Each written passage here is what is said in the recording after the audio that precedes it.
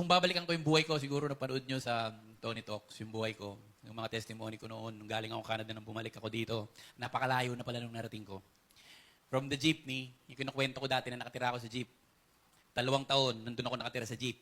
Kinakain ako ng lamok, buffet, eat all you can. Yung tinitingnan ko yung lamok pala pag busog nalalaglag na lang. Nalalaglag sa balat mo. At wala na akong wala nang hope yung buhay ko noon. Sinabi ko nga dati, isang gabi, hindi kailangan kong matulog ng lasing kasi para hindi ko maramdaman yung mga kagat ng lamok. Kailangan kong matulog ng lasing para makatulog ako. Kasi yung lamok, hindi talaga tumitigil. Bukas pagising ko, puro freckles yung mukha ko. Ganun kahirap yung buhay ko. One time, dumating ako sa jeep, umiiyak ako, lasing ako. Minumura ko yung Diyos. Sabi ko sa kanya, literal to PI ka kung Diyos ka, patayin mo na ako. Ano silbi ng buhay ko? Kasama ko yung anak ko dun. 2 taon. Natutulog kami ron. Hanggang 9 o'clock ng umaga, yung alarm clock namin, yung init ng jeep. Kasi hindi ka makakatulog. Ang init nun. Dadaan ka rin sa gilid ng bintana kasi nahihiya kami, nakatira kami dati dun eh. Nakikita kami ng mga kapitbahay namin, nakatira na kami sa jeep. Malalaglag kami dun, kasama ko yung anak ko. Maghahanap na kami ng kakainin.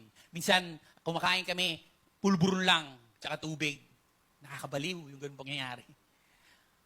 At alam nyo, kung titingnan ko ngayon yung buhay ko, sabi ko, ang layo na nang narating ng buhay ko ngayon. Yung buhay ko na ginamit ko sa droga, sa kung saang kalokohan, kasama ko yung anak ko. Nung naging artista ako, alam nyo, nung nandun ako sa jeep, ginawa akong artista ng Diyos. Sabi niya, pinaranas niya sa akin maging artista, pero nagtumino ba ako nun? Hindi pa rin ako nagbago. Nung naging artista ako, mas lalo akong lumala, yumabang ako, dahil nagkaroon ako ng pera, lalo ako nag-drugs. Yun na yung time na nakita niyo ako sa Sogo, tatalon ako. Nawala yung trabaho ko bilang artista. At nagbago ba ako noon? Hindi pa rin. Alam niyo kung kailan ako nagbago? 1.5 years pa lang ako nagbabago ngayon nung pumunta ako sa Canada nung pandemic. Yung ABS-CBN na sinasandalan ko, akala ko yun na yung buhay ko, yung pag-asa ko kasi Monday to Sunday na ipapanood niyo ako ron, di ba? Wala akong palyay na high blood na nga ako eh. Nagtatrabaho ko, ang dami kong pera. Akala ko hindi mawawala yun yung sandalan ko, yung security ko. Pero hindi ko alam magkakaroon ng COVID. Nung nagkaroon ng COVID, nasara yung ABS-CBN, hindi lang nagka-COVID, nawalan kami ng franchise. Nawala yung binasandalan ko. Wala akong pupunta, di na ako artista. Saan ako magpapatawa? Yun ang identity ni Kuya Jobert. Sikat na sikat ka. Best comedy actor ka eh. Magpapatawa kayo ng buhay mo. Nagsara. Wala na akong kita. Dinala ako ng Panginoon sa Canada. Naandun ako, nasa isang sulok lang ako doon. Ang ginawa ko, na-depress ako. Inom ako ng inom. Yung girlfriend ko during that time, hindi ko alam. One morning, sabi ko, kasi inom na ako ng inom noon, lasing ako ng lasing, bumabalik talaga ako sa dati kong buhay. Papunta na nga ako ulit sa pagdadrugs eh. One time, nagising ako, nakita ko yung girlfriend ko, si Chad. Sabi ko, ba't tuwing umaga nagigising to? Pinanood ko siya, sabi ko, sinilip ko, nagba-Bible study. Binorn again na pala siya habang bumabagsak ako at pupunta na ako, inihila na ako ng kalaban. Si Chad, yung partner ko, na ngayon, asawa ko na. Lahat ng bagay na kinuha sa akin ng Diablo noong mga panahon. Ano kung titingnan ko yung buhay ko noon, nung nasa jeep ako hanggang ngayon, kasama ko yung anak ko. Yung anak ko noon na warak, isa rin train ko yan, sinali ko sa frat yan. Pareho kami, sabay kami ng bubugbog ng tao niyan. At ngayon, yung anak ko, nasa ministry na rin. Kasama ko sa jeep. Si Myron. At ngayon, sabi ko nung nasa Canada ako, Lord, ayoko na mag-artista. Nung araw na yon, nag-decide ako na nakita ko yung girlfriend ko na tumanggap na sa Panginoon at born again. Sabi ko, Lord, ayoko na mag-artista, babalik na ako. Kasi umakyat ako, umiiyak ako. Tapos habang umiiyak ako, nagdadas ako, Lord, ano na gagawin ko? May nag-message sa akin, si Kuya Rani, hindi ko makakalimutan to habang umiiyak ako. Sabi ko, Lord, paano ako babalik sa'yo? Sabi niya sa akin, bro, hindi mo ako kilala. In-impress ka sa akin ni Lord. Tapos nag-reply ako, bro, sandali lang, nasa CR ako, sasagot ako sa'yo. Sabi niya, alam mo ba, 100 message ko. Ikaw lang ang sumagot. Iyak ako ng iyak. Nung araw na yun, pinag-pray niya ako, tinanggap ko ang Panginoon ulit. Nireset ko yung sarili ko. Sabi ko, Panginoon, from now on, i-give up ko na yung pag-aartista ko. Ayoko na mag-artista, gamitin mo na ako. Nung tinanggap ko ang Panginoon ulit sa buhay ko, sabi ng Diyos sa akin, ngayon, tinanggap na, bumalik ka na sa akin, anong gagawin mo rito sa Canada? Wala kang gagawin dito, Jobert, umuwi ka sa Pilipinas. Mag-showbiz ka pa rin. Nasa showbiz ako ngayon. Mayroon ako isang show. Sabi ko, ba't pa ako mag-showbiz? Dinala ko ng Panginoon at alam nyo, sabi ko, ang hirap maging Kristiyano. Lalo na pag nandun ka nasa trabaho ka namin, pagtatawan ng kalala, yung mga kasama ko sa inuman noon. na 24 hours na umiinom. Sabi ko nga kay Pastor Jan, alam mo, Pastor Jan, sobrang tindi pala ng impluensya ko sa showbiz. Kasi yung mga kasama ko nagiinuman ng 3 araw nung nagbago ko, sinuko ko sa Diyos, hindi na sila tumatagal ng 3 minuto. Pag umuwi sila. At nakita nila na hindi ako umiinom. Alam mo, sabi ko nga, bakit hindi ka na umiinom, bro? Ba't hindi na ako umiinom? Ba't hindi na ako nagda-drugs? Hindi na ako nagsisigarilyo? Ba't hindi na ako nagmumura? Hindi na ako nakikipag-away?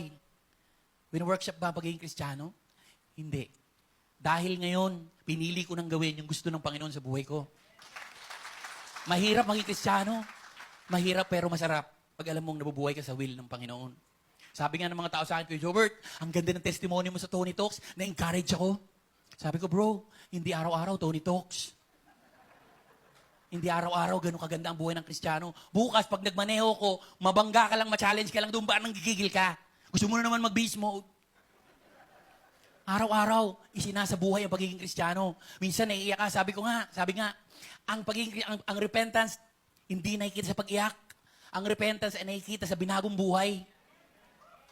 Palagi ako naiiyak pag binabalikan ko yung jeep. Kung saan kami nakatira ng anak ko, sabi ko, pinaranas ng Panginoon sa akin na tumira sa jeep, magutom, at yumaman, magkaroon ng ngayon, nasa Canada, may bahay, asawa ko, para ma-realize ko na, hindi pala yun ang talagang kaligayahan. Ang kaligayahan ay pag nakasandal ka sa Panginoon. Pag nakasandal ka at hindi ka natatakot, sabi ko nga, sa interview sa akin, sabi, kaya mo mamatay dyan sa paniniwalaan ko. Kaya kong mamatay dito sa paniniwalaan ko dahil dito ako masaya. Dito ang buhay ko. Pag tinatanong ako, ano ba si Kristo sa buhay mo ngayon? Si Kristo ang lahat sa akin at araw-araw gagapangin ko siya. Ahabulin ko ang Diyos kung anong gusto niya sa buhay ko. Minsan madadapa ako. Minsan nalulungkot ako pag hindi ko nasusunod ng Diyos. Pero yun ang significance ng cross sa buhay natin. Lalapit tayo sa Diyos, hahanapin natin siya, uunahin natin siya. Kasi kung hindi, magiging isang banana split lang tong show na to. Itong testimony na to, sabi ko, every testimony is powerful if you make Jesus Christ your testimony. Hindi lang dahil artista ako, kayong lahat magagamit. Nagpapasalamat ako sa Panginoon dahil hinayaan niyang maging ganun yung buhay ko para dali niya ako rito. Ang saya-saya ko ngayon. Sabi ko, 1.5 years pa lang ako nasa Panginoon, para ang dami ko nang ginagawa sa Panginoon. Sabi ko, Panginoon, sana noon pa. Sabi niya, huwag ka mag-alala. Di ba mayroong mga nahuhuli, may mga nauuna? Nagpapasalamat ako sa Panginoon lagi. Kasi ginagamit niya ako. Wala namang kwenta yung buhay ko eh. Dati akong adik at araw-araw magiging makasalanan ako. Kung hindi ako sasandal sa Panginoon, walang kwenta tong testimony ko kung wala si Kristo sa buhay ko. Nagpapasalamat ako sa Panginoon dahil ang anak ko nandito, patuloy ding hinahanap ang Panginoon. Hindi ko na, gusto kong baguhin dati. Ito alam ba, bago siya pumasok sa center, muntik pa kami magsuntukan yan. Dahil gusto ko siyang magbago. Pumasok ron. Pinipilit ko siya. Nag-away kami. Natakot ako pumalag Pumasok ako, sabi ko, hindi ko lalabanan to. Panginoon, ayoko nang gawin yung gusto ko sa buhay ko. Umiiyak ako nung gabi. Umalis siya. Dati gugulpiin ko yan. Pinabayaan ko. Kinabukasan, lumapit ako sa kanya sa beach kasi nawala Niyakap, sabi ko, may patawarin mo ako. Hindi pa uli ang lahat.